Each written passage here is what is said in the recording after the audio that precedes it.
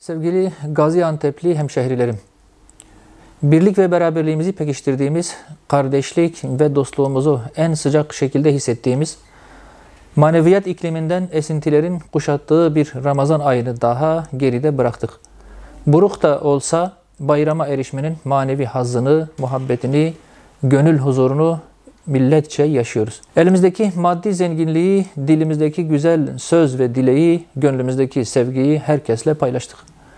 Böylece Allah'a karşı kulluk görevlerimizi yerine getirmenin manevi huzuru ve mutluluğu içerisinde Ramazan bayramına ulaştık. Bayramlar ki insanların birbirleriyle olan dargınlıklarını unuttukları, barıştıkları, kardeşçe kucaklaştıkları, dini duyguların, inançların, örf ve adetlerin sergilendiği, ümmet olma bilincinin kuvvetlendiği önemli günlerdir.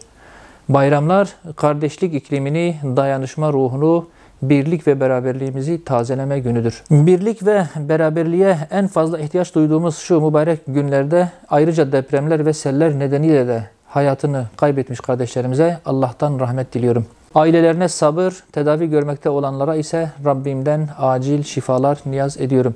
Hiç şüphesiz bu iklimde yaptığımız dualar her zamankinden daha içten ve samimidir. Ramazan ayını ve bayramı buruk geçiriyor olsak da kalplerimiz bir ve beraberdir. Bu vesileyle Ramazan bayramınızı en içten dileklerimle kutluyor.